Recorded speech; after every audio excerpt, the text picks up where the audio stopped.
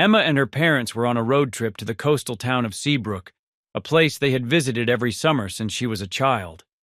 The trip was meant to be a relaxing escape from their busy lives, but for Emma, it became anything but. One rainy afternoon, while her parents were out exploring the local market, Emma decided to stay in the cozy bed and breakfast they were staying at.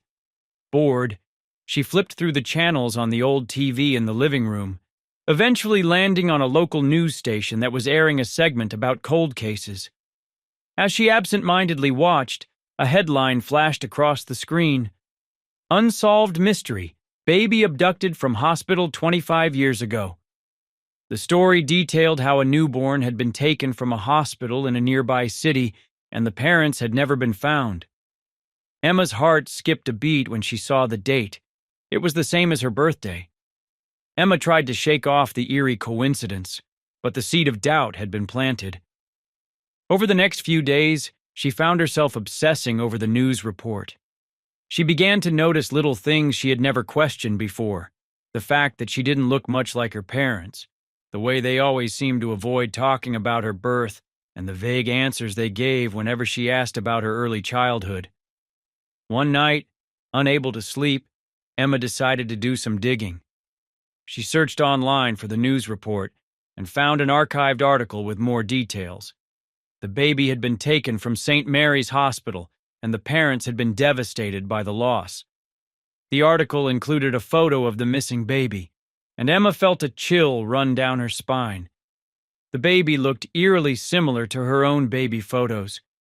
Emma knew she had to confront her parents, but she wasn't sure how to bring it up. She waited until the last day of their vacation, when they were sitting on the porch of the bed and breakfast, watching the sunset. Taking a deep breath, she turned to them and said, "I need to ask you something, and I need you to be honest with me."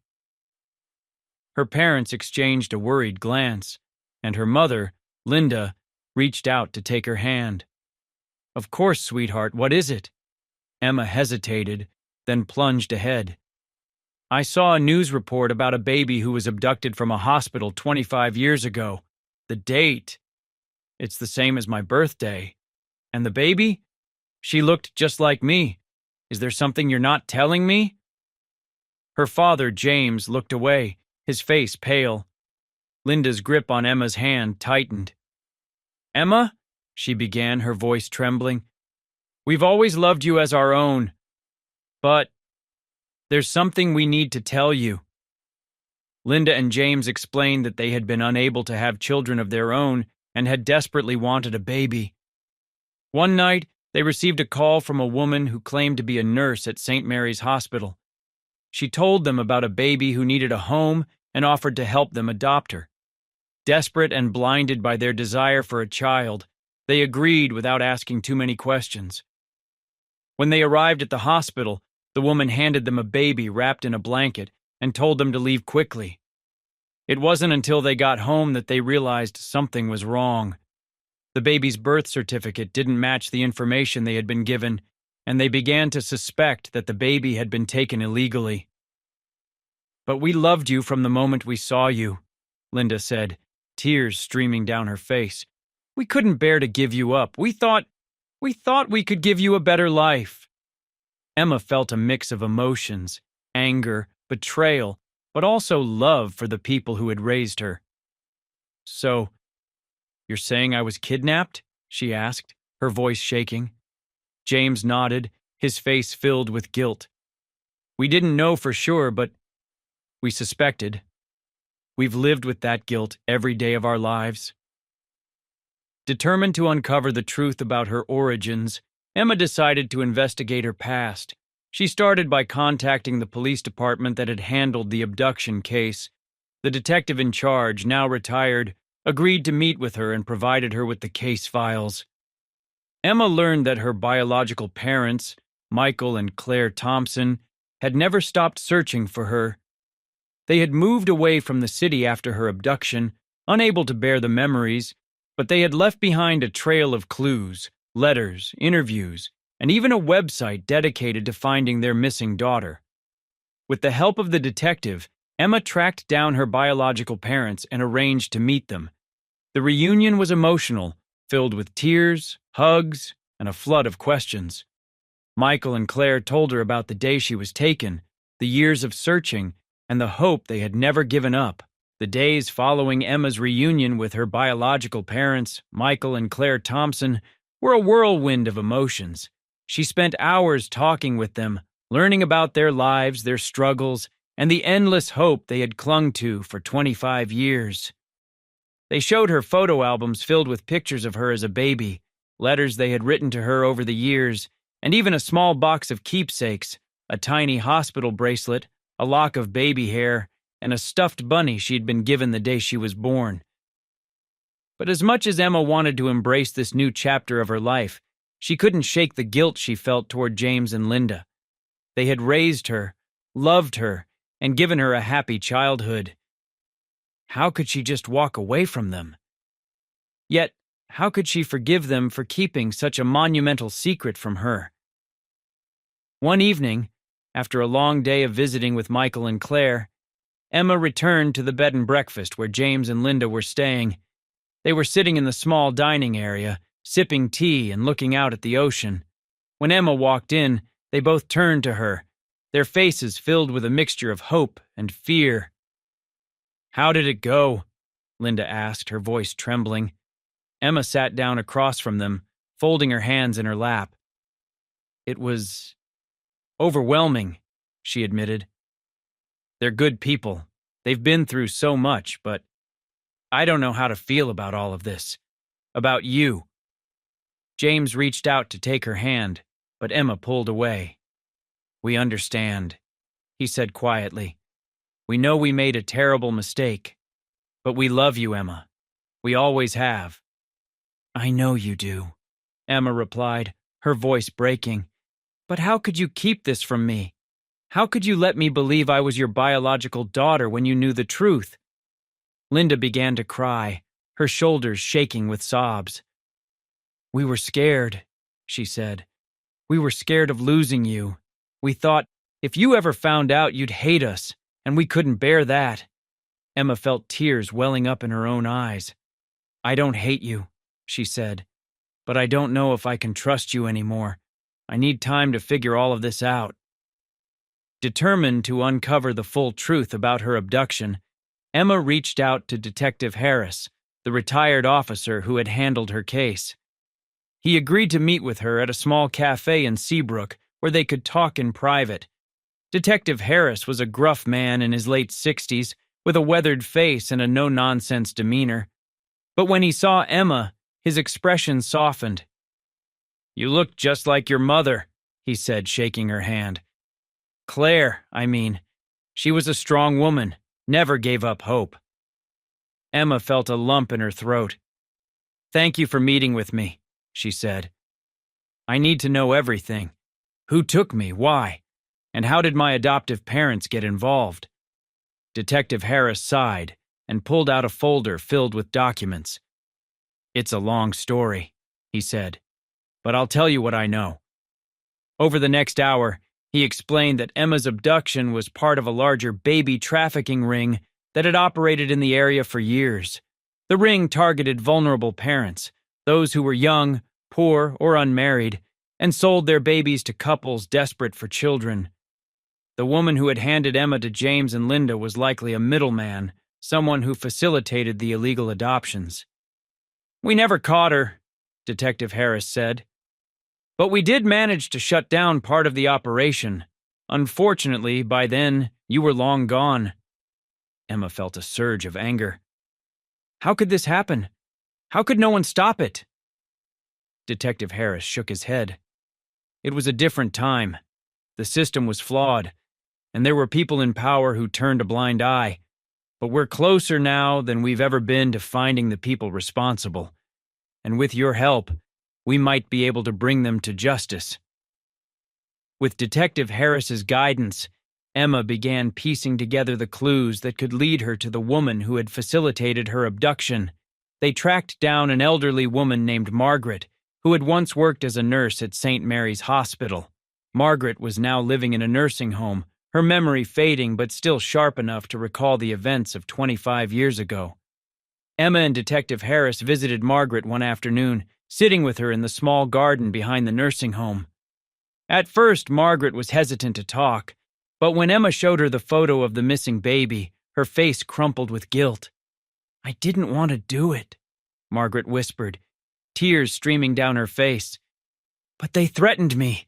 They said they'd hurt my family if I didn't cooperate." "Who?" Emma asked, leaning forward. "Who made you do it?" Margaret shook her head. "I don't know their names. They were powerful people, doctors, lawyers, even police officers. They ran the whole operation. I was just a pawn." Emma felt a chill run down her spine. "Do you remember anything else? Anything that could help us find them?" Margaret hesitated, then nodded. "There was a man. He called himself the broker. He was the one who arranged the adoptions. He had a tattoo on his wrist, a snake coiled around a rose. I'll never forget it." Armed with this new information, Emma and Detective Harris began tracking down the broker. Their investigation led them to a small town on the outskirts of the state, where they discovered that the man, now in his 70s, was living under an assumed name. When they confronted him, he initially denied any involvement. But when Emma showed him the photo of herself as a baby and told him about Margaret's confession, he broke down. "I didn't mean for anyone to get hurt," he said. "I just wanted to help people. The parents who couldn't have kids, the babies who needed homes. I thought I was doing the right thing." Emma felt a surge of anger. "You stole me from my parents," she said. "You destroyed their lives. And you think that's doing the right thing?" The broker hung his head in shame. "I'm sorry," he said. "I'll tell you everything I know. Just, please, don't let them lock me up. I'm an old man. I don't have much time left." With the broker's confession, the police were able to arrest several individuals involved in the baby trafficking ring. The case made national headlines, and Emma found herself at the center of a media storm. But through it all, she remained focused on what mattered most: her relationships with both sets of parents. James and Linda, though heartbroken by the legal consequences they faced, supported Emma's efforts to bring the truth to light. "We'll always love you," Linda told her. "No matter what happens, you'll always be our daughter." Michael and Claire, meanwhile, were overjoyed to have Emma back in their lives. "We've missed so much," Claire said, holding Emma tightly. "But we're so grateful to have you now." Emma knew that her journey was far from over. There would be challenges ahead, difficult conversations, and moments of doubt. But for the first time in her life, she felt a sense of peace. She had found the truth, and in doing so, she had found herself. The arrest of the broker and the dismantling of the baby trafficking ring sent shockwaves through the community. News outlets covered the story extensively, and Emma found herself thrust into the spotlight. Reporters camped outside her apartment, and strangers approached her on the street, wanting to hear her story. While she was grateful for the attention the case was receiving, the constant scrutiny was overwhelming. One evening, after a particularly grueling day of interviews, Emma sat down with Michael and Claire at their home. They had invited her to stay with them for a while, hoping to make up for lost time. As they ate dinner together, Emma couldn't help but feel a sense of unease. "I don't know if I can keep doing this," she admitted, pushing her food around her plate. "Every time I talk about what happened, it feels like I'm reliving it, and I'm so tired of being the girl who was kidnapped. I just want to move on." Claire reached across the table and took Emma's hand. "You don't have to do anything you're not ready for," she said gently. "This is your story, and you get to decide how to tell it." Michael nodded in agreement. "We're here for you, no matter what. If you need to step back, we'll support you." Emma felt a surge of gratitude for her biological parents. They had been through so much, yet they were always putting her needs first. But she couldn't shake the guilt she felt toward James and Linda. They had raised her, loved her, and now they were facing the consequences of their actions. As the weeks turned into months, Emma began to settle into a new routine. She split her time between Michael and Claire's home and her own apartment, slowly building a relationship with her biological parents. She learned about their hobbies, their favorite foods, and the little quirks that made them who they were. It was strange getting to know people who were supposed to have been a part of her life all along, but it was also comforting. At the same time, Emma maintained contact with James and Linda. They had been charged with conspiracy to commit kidnapping, but thanks to Emma's testimony about the love and care they had provided, they received a reduced sentence. They were required to complete community service and attend counseling, but they avoided jail time. Emma visited them often, bringing them meals and helping them adjust to their new reality. It was awkward at first. There was so much hurt and betrayal between them, but over time, they began to rebuild their relationship. One afternoon, as they sat together in James and Linda's living room, Emma finally found the courage to ask the question that had been weighing on her mind. "Why did you do it?" she asked softly. "Why did you keep the truth from me?" Linda sighed, her eyes filled with tears. "We were selfish," she admitted. "We wanted a child so badly, and when we got the chance to have you, we didn't ask questions. We knew it was wrong, but we convinced ourselves that we could give you a better life." James nodded, his voice thick with emotion. "We thought if we loved you enough, it would make up for what we did. But we were wrong. We should have told you the truth a long time ago." Emma felt tears welling up in her own eyes. "I don't know if I can forgive you," she said, "but I do love you, and I want to try to move forward." Inspired by her own experiences, Emma decided to use her platform to advocate for families affected by illegal adoptions and child trafficking. She started a nonprofit organization called Reunite, which provided resources and support for families searching for missing children. She also worked with lawmakers to push for stricter regulations on adoptions and better protections for vulnerable parents. Her work brought her into contact with other survivors, many of whom had stories similar to hers. They shared their experiences, their pain, and their hope for a better future. Emma found strength in their resilience and was determined to make a difference. One of the most rewarding moments came when Reunite helped a young woman named Lily find her biological parents after 20 years of separation. Seeing the joy on their faces as they embraced for the first time reminded Emma why she had started the organization in the first place.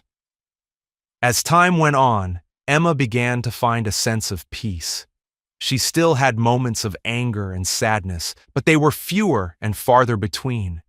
She had built a life that honored both her past and her present, surrounded by people who loved and supported her. One evening, as she sat on the porch of Michael and Claire's home watching the sunset, Emma felt a sense of contentment she hadn't felt in a long time. Claire joined her, handing her a cup of tea. "You've come so far," Claire said, smiling at her. "I'm so proud of you." Emma smiled back. "I couldn't have done it without you," she said, "and James and Linda, and everyone who's been there for me." Claire reached out and squeezed her hand. "You're stronger than you know, Emma, and no matter what happens, you'll always have us." Years later, Emma stood on the stage at a Reunite gala, addressing a room full of supporters. She shared her story, her struggles, and her triumphs, inspiring others to keep fighting for the truth. As she looked out at the audience, she saw James and Linda sitting beside Michael and Claire, their faces filled with pride. In that moment, Emma realized that her journey had brought her more than just answers. It had brought her a family in all its messy, complicated beauty. She had found the truth, and in doing so, she had found herself. Despite the progress she had made, Emma couldn't shake the feeling that there was still unfinished business. The broker had provided valuable information, but there were still gaps in the story, people who had been involved in her abduction, who had never been brought to justice. Emma knew she couldn't move on completely until she had answers. One evening, while reviewing old case files with Detective Harris, Emma stumbled upon a name she hadn't noticed before: Dr. Richard Grayson. According to the files, Grayson had been a pediatrician at St. Mary's Hospital at the time of her abduction. He had been questioned during the initial investigation but was never charged due to lack of evidence. "Do you think he was involved?" Emma asked, pointing to Grayson's name. Detective Harris frowned. "It's possible. He had access to the maternity ward, and there were rumors that he was involved in some shady dealings. But we could never prove anything." Emma felt a surge of determination. "Then let's prove it now." Emma and Detective Harris began digging into Dr. Grayson's past. They discovered that he had left St. Mary's Hospital shortly after Emma's abduction and had moved to a small town in another state. He had retired from medicine and was now living a quiet life, far removed from his former career. Emma decided to confront him. She traveled to the town where he lived, her heart pounding with a mix of fear and anticipation. When she arrived at his modest home, she was greeted by an elderly man with a kind face and a warm smile. "Can I help you?" he asked, his voice gentle. Emma took a deep breath. "My name is Emma Carter," she said. "I was abducted from St. Mary's Hospital 25 years ago. I believe you might have information about what happened." Dr. Grayson's smile faded, and his face grew pale. He invited Emma inside, and they sat down in his living room. For a long moment, he said nothing, his hands trembling as he clasped them together. "I've been waiting for this day," he said finally, his voice barely above a whisper. "I knew it would come eventually." Emma's heart raced. "What do you mean?" Dr. Grayson sighed. "I was involved," he admitted. "Not directly, but I knew what was happening. I turned a blind eye because I was afraid. They threatened me, just like they threatened Margaret. But that's no excuse. I should have done something. I should have stopped them." Emma felt a surge of anger, but also a strange sense of relief. Finally, she was getting the answers she had been searching for. "Who were they?" she asked. "Who was behind all of this?" Dr. Grayson hesitated, then nodded. "There was a man, a powerful man. He called himself the director. He was the one who orchestrated everything. He's still out there, living under a new identity. But I can help you find him." With Dr. Grayson's help, Emma and Detective Harris were able to track down the director. He was living in a luxurious estate in a remote part of the country, far from the reach of the law. When they arrived at his home, they were met with resistance, armed guards, security cameras, and a sense of menace that made Emma's skin crawl.